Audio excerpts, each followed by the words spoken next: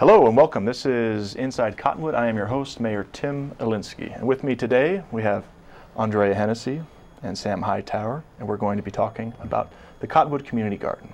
These are probably two of the best advocates we have for the Cottonwood Garden, so I'm really pleased to have you with us today. Sam, let's start with you. Give us just a little bit of background info about you, who you are, where you came from, and why you're here today. I've lived in Clarkdale for 42 or 43 years. Lived in the Verde Valley a lot longer than that. Kind of grew up in Cornville, actually, and got involved with the community garden 5 years ago, just because I wanted to. And in the space of 5 years, it's just been truly something I don't know how I ever lived without. Sense of community, growing food, making new friends, and a great way to spend some of my retirement. Great. Yeah. Love it. Andrea, how about you? Where did you move here from? I moved here from Sedona. Okay. I lived in Sedona almost 20 years, and in about a year and a half ago I moved to Cottonwood. And the first thing I wanted to know was, does Cottonwood have a community garden? And my apartment manager said yes, it's about a 10-minute bike ride from where we are. So immediately I signed up, and I've been there about a year and a half, I guess. And the whole time I lived in Sedona, I was a very frustrated gardener. I think it's in my blood. I went to an agricultural college in California, so I'm sort of always been a sort of frustrated farmer, you know. But at the same time, I'm not equipped to be a farmer. I am, you know, I just love gardening, and I love plants, and it's my passion. So I'm currently not. I'm working very part-time at Sedona Recycles, and before that I worked at a number of jobs in Sedona, small jobs. You know. But well, now I'm so pleased to have both of you here. I think I met both of you at the garden. Yes. Is that right? That's where I met you both for the first time. What is it that makes the Cottonwood Garden special?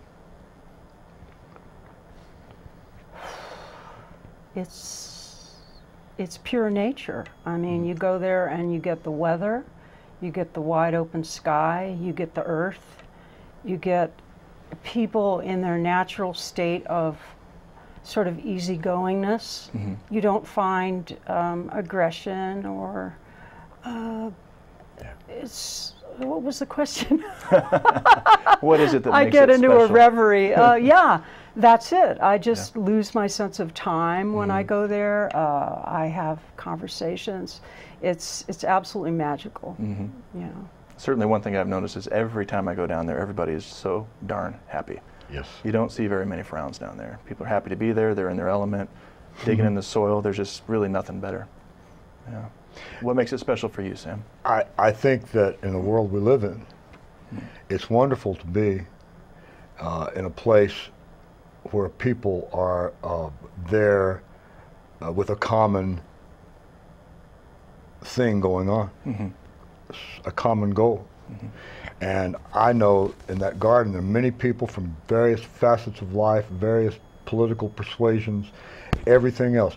We're there to garden. We cooperate with one another. We learn from one another. We cry with one another, and we get to know each other as humans and friends. And I can't stress that enough. It's a place that's turned into a community of gardeners. Right. And gardeners are a weird breed of people. And friends. Yes, and friends. Yeah. So let's talk about where the community garden is, because a lot of folks don't realize that Cottonwood has a community garden. People that I talk to on the streets, they're surprised to learn that we have one. So let's share some stats about the garden. Where's it located? How big is it? How long has it been around? Sam? Well, I get that question all the time. I didn't know you had a community garden. If you live in Old Town Cottonwood and have ever taken a stroll down the river path, what's it called? The Jail Trail? The Jail Trail. If you've ever taken that walk, you have seen the community garden. You might not have known that it was the community garden. If you've gone to the ball field or the dog park in Cottonwood, you just look behind the dog park and you're going to see an acre of fenced property, and at this time you're going to see sunflowers everywhere. And so that's where we're located. And it's, if you don't know where that is, just go out to Dead Horse State Park and look to the left as you make the bend, and you'll look over and you'll see sunflowers. And the community garden has been there for a long time, and I've only participated in it for 5 years. And I think that I've just been amazed at how easy it is to grow food. Well, it's a very rich soil in the area. You know, it's right nestled in between the Verde River and the Cottonwood Ditch, right there along the that riparian corridor. So the soil's in, I think, really excellent condition. If you can break through that bindweed, which we've all struggled with down there, but even that's not unmanageable. Nothing good comes without a struggle. That's right. Yeah. And after the rain, you know, the bindweed comes up easily. It's just a matter of getting in there and doing it. And weeding has its own sort of therapeutic value, I think. That's true. So we said it's roughly 1 acre, right? Yes, yes. And there are, how many plots would you say are down there? Gosh, I should know that information. I don't know, 20 plots? Mostly full. I think that there are half a dozen waiting for someone. I could be wrong about that. I don't always have my hands on what has been rented or what has been rented today. I know that not a week goes by that people don't come in and ask questions. But what are you doing? And when people do stop in at the garden, most often they leave with produce from someone's garden. We're eager to have people come in and rent these plots.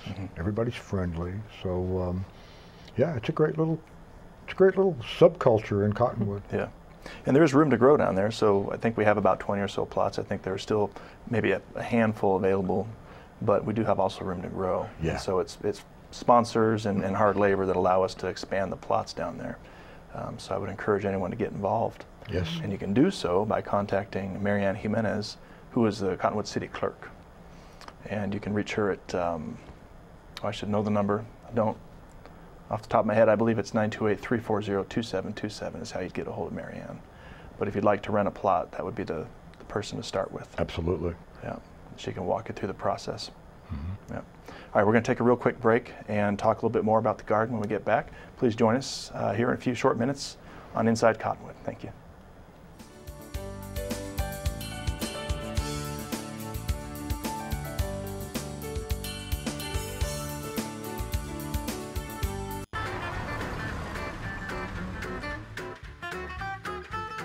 You're gonna take good care of him, right? Oh, like he was my own dog. Trust me. That's good. Not my baby! Sorry. You don't want your groomer distracted. No one wants you distracted behind the wheel. It only takes 1 second to change your life forever. Distracted driving involves anything that takes your focus off the road. Stand with me. Be drug-free. Stand with me. Be drug-free. To make a difference, we must stand together. Stand with me. Be drug-free. Supporting our families and listening to our teens. Stand with me. Be drug-free. Stand with me. Be drug-free. We are all one. No one is immune. Stand with me. Be drug-free. Let's stand together for a healthier community. Stand with me. Be drug-free.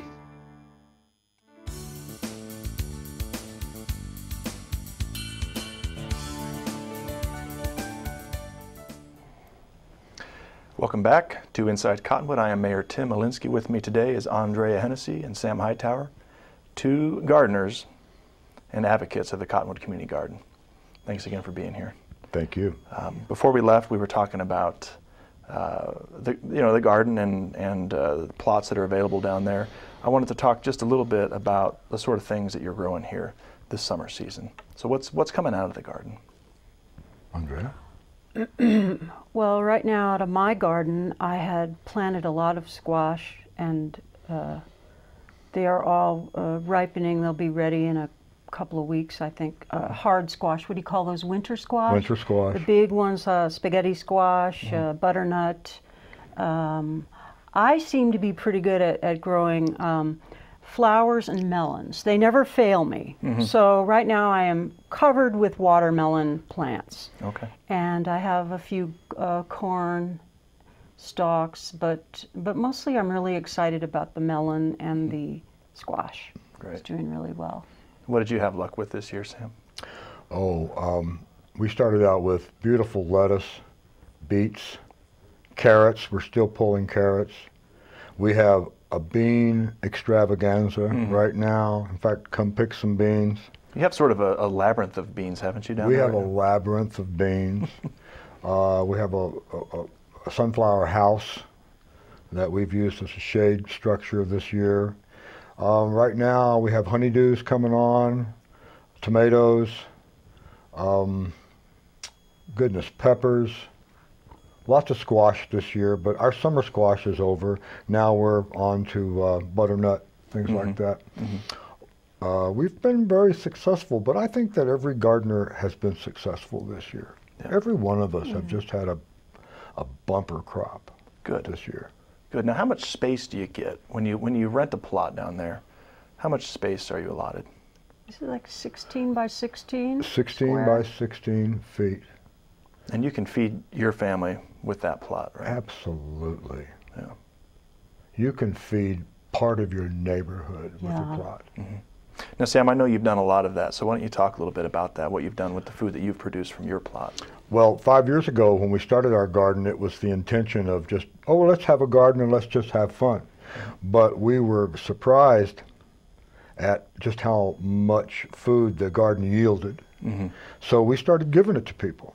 And then every year we started giving more and more and more, to where now we have 5 of us, and we have a couple of churches represented in our gardens, and so people take it to church, or people come down from churches, and it isn't necessarily for the disadvantaged people, but we have become aware of food needs in Cottonwood and Clarkdale, just because we had so much food and people were so grateful for it. So it really caused us to be conscious of a part of our own neighborhoods that maybe we weren't conscious of before.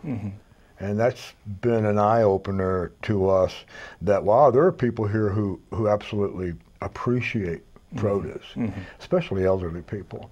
And so that was a byproduct of just a gardening adventure. It just happened. Right. And so we want to continue doing that. And like I say, we are surprised at how much food we can grow. Right. Yeah, I think that you have that experience shows how much food insecurity we have here in Cottonwood and in the surrounding areas. There is a tremendous amount of food insecurity. I think that's why community gardens like this are so important in a community like ours.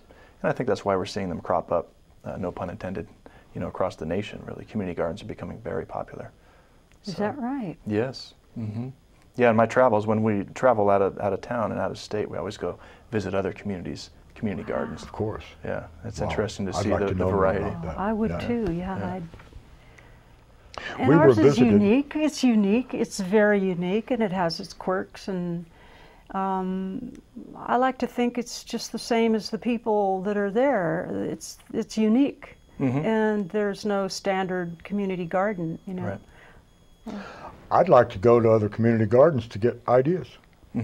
We had a visitor from the Prescott Community Garden a few weeks ago, and after that encounter, I was very happy that we are Cottonwood Community Garden. We have an abundance of water, which some communities just don't happen to be located on an irrigation ditch. Right. And on that note, the new reclamation facility that's going in at Riverfront Park, the plans are to pipe all that reclaimed water directly into the community garden too, so everything that you water with down there will be reclaimed. That's nice. Water, which is a great asset too for the community. Yes. So there's exciting things happening down there. Every year it's better. Every year we feel better about the garden. I want to just take a moment to thank former Mayor Diane Jones She was a big, sort of a pinnacle person in getting this garden started years ago. I served on council at the time under her leadership, and she really spearheaded the whole project to make sure that it got off the ground. So she was Tim, the first year that we had a garden, she was an encourager to me personally. Keep going, keep doing this. Yeah, it's turned out great. Yeah. I also want to thank the sponsors that have helped out down there at the garden. We had a few sponsors come on this year, which has been really helpful in the success of the garden. We had Merkin Osteria come on as a sponsor. Yes. We had the Home Depot come on as a sponsor as well, and they're going to be helping us build a shade structure down there shortly.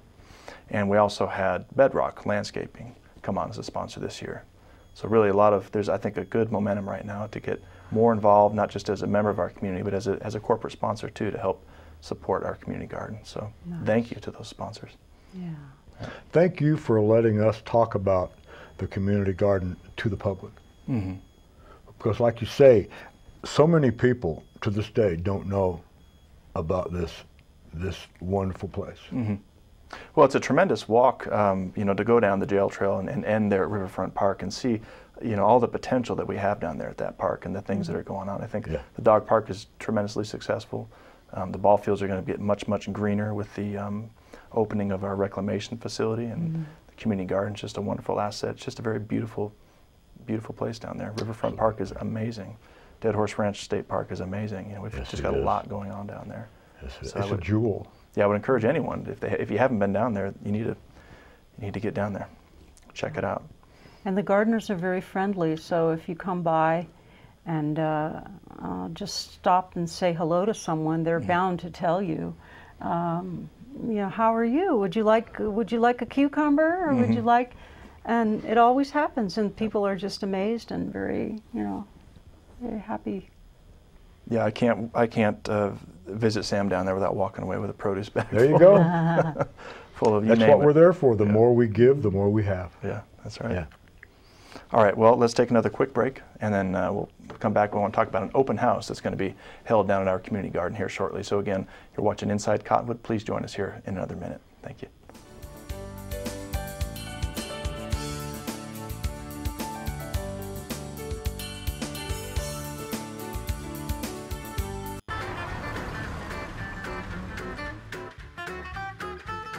You're gonna take good care of him, right? Oh, like he was my own dog. Trust me. That's good. Not my baby! Sorry. You don't want your groomer distracted. No one wants you distracted behind the wheel. It only takes 1 second to change your life forever. Distracted driving involves anything that takes your focus off the road. Stand with me. Be drug-free. Stand with me. Be drug-free. To make a difference, we must stand together. Stand with me. Be drug-free.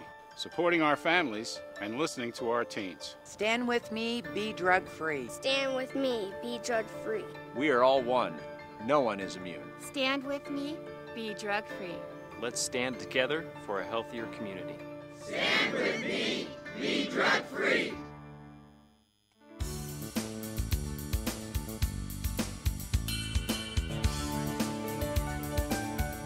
It's shining the light here. Welcome back. Thanks for watching. This is Inside Cottonwood, and again, with me today, two avid gardeners from the Cottonwood Community Garden. We have Andrea Hennessy and Sam Hightower with us today.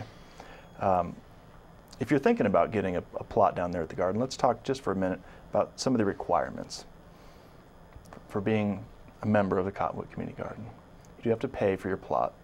It's a minimal fee, right? It's $40 per year.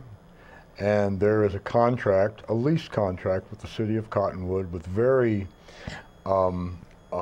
agreeable and easy to abide by policies that are quite reasonable and make a lot of sense. And $40, plus I believe that they're charging a refundable cleaning deposit for each plot, and I believe that's $25 a plot, and that's refundable. And the reason that the city does this is because if a person, let's say, happens to not fulfill the contract or abandons their plot, and sometimes that happens, people move or for one reason or another can't complete their contract, that means that a person has to go in and clean off a plot. And we both know that as gardeners, after a successful season, we have a lot of work to do to clean off our plots. And so the city doesn't want to have to do that on their own. I think that the contract's very reasonable, and it also involves each plot that you rent will involve that you are agreeing to do 2 hours of community service to the garden per month. I find that agreeable and amenable, and most of the time Mary Ann Jimenez is very imaginative in figuring out ways you can accomplish this, and it's for the good of the entire garden. Right, and you get to work along with your cohorts down there at the garden, so it's not an unpleasant experience. No, these are all community garden improvements. Yeah, great. Yeah, Mary Ann will arrange sometimes a work party, so people can put in their 2 hours of community work for and have a good time. Just pull up bindweed and pigweed and have a good time. Yeah. Great. Now, plus, 40 bucks gets you how much water? 40 bucks gets you all the water you require to water your garden as much as you need to. Right. We do not encourage water waste at the garden. Certainly not. However, I think that the success of these gardens is due primarily to good ditch water. We're not paying a city water bill. Yeah, and I think that's the great thing about the community garden is that you're using ditch water, either that or the soon to be reclaimed water, and well, you sure can't beat that price. You're actually conserving water when you think about this. You're not using city water. This is ditch water from the river, and it's very good for your gardens. Very good. So 2 hours of service per month? Per month. Per month. I ask because I don't know, because I've normally my wife is the one that provides the community service, unfortunately. Haven't had as much time. And if you get behind on your community service, you know, Mary Ann is very agreeable. Yeah. And I'm referring to Mary Ann Jimenez, the city clerk, who is the garden administrator. Mary Ann's very amenable. She will work with you, and as long as you communicate with her, she's just great about helping you to accomplish what you're supposed to accomplish. Very good. Now let's say you're a little bit timid about going down to the garden just right off the bat because you heard about how friendly everybody is and you're just maybe a little timid at meeting new people. How can you find out more about the garden right now from the comfort of your own home? I would suggest that you go on, if you're on Facebook, and many people are on Facebook, go on Facebook to the Cottonwood Community Garden page. It's very colorful with lots of color photos. And I think that if you show up at the garden, let's say most any afternoon, you're going to see a gardener in there, just say, can I come in and look around? Everyone is very agreeable to that. You know, we were all suckers at one time, and it's all great that we can get other people to come in. And more often than not, people will show up and get a plot after they've visited us a couple of times. I believe that. Yeah. Another thing you can do is you can get in your car and drive on that road that runs alongside the fence, and you can just sort of drive along and rubberneck a little bit. And they do, and don't someone might wave to you, and then you might slow your car down and just take a look and keep going, or stop and talk to someone. It's a very good road. It has actually happened that people have handed produce over the fence to people driving by. So you simply can't lose, right? You just cannot lose. You cannot lose. All right. Let's talk about your open house. This is something that Sam's going to be doing here this weekend, I believe. Right? This weekend, Saturday morning from 9 o'clock until noon. And we're doing that because it's in the cool of the day. And of course, this is weather permitting, 9 o'clock until noon. There will be several of us, Ruth Ellen Elinski, Monica Jacobs, myself, and probably others will be there to greet people, give you a bottle of chilled ice water. We'll be happy to show you around the garden, give you an information sheet about the garden. But more than anything, we want to show you what's going on, how we're preparing for fall gardens, and in case you think that the summer season is it, hey, we're all preparing for a beautiful fall garden. And fall gardening is more fun. It's the funnest time. Yeah. Easiest time to plant things. So a month from now, we're going to have fresh peas and carrots coming up again, and lettuce and so forth. We're really looking forward to a good and productive fall. Good. Saturday morning from 9 until noon. Saturday 9 to noon. Weather Saturday. permitting. Okay, mark your calendars, folks. Yes. Good opportunity to get down Yes. there and meet the friendly gardeners like yourselves. Exactly. She won't be there because she has to work, and I wish she could be there because she's charming. Well, we can do more of these, right? Yes, we can. Yeah. No, I think it's important again to introduce the garden to the community, let them know what it is that we have. Yes, indeed. Yeah, and hopefully get more people involved and There's spread the also, wealth. There's also the seed-saving library where they come out. I think it starts also this weekend. Okay. And they set themselves up inside the library, and they give away seeds. You can't lose. You've got your seeds, your garden, and also all the tools that you need at the garden are provided. You need shovels or anything. It's all there. Okay. You don't even have to bring anything from home except Water maybe a hoses plastic are there. bag to put your groceries in. Well, that's a good point. Yeah, we didn't mention that you don't, no tools required. Right. Everything's there. Cottonwood makes it very easy to have Good. this experience. And there's no reason you shouldn't take advantage of that, right? Right. Yeah. Quickly, let's just talk a minute, because I think when people think of gardening, especially those that move here from out of the area, they typically think of a summer garden, but this is Arizona, and you can grow crops year-round here. So you mentioned, Sam, a fall garden and what you're going to be planting in the fall, but what about a winter garden, spring garden? What other times of year can you grow here? The only time that I don't know that you can grow is mid-January to late February. And the garden, the ground is often frozen. However, we've known by experience that if you mulch your ground correctly, you can dig up fresh beets and carrots as soon as the dirt thaws out in March. Okay. And that's amazing. Yeah. Like I say, we were eating peas right off the vine last year, right before Thanksgiving. Wow. Yeah. Okay. Yeah.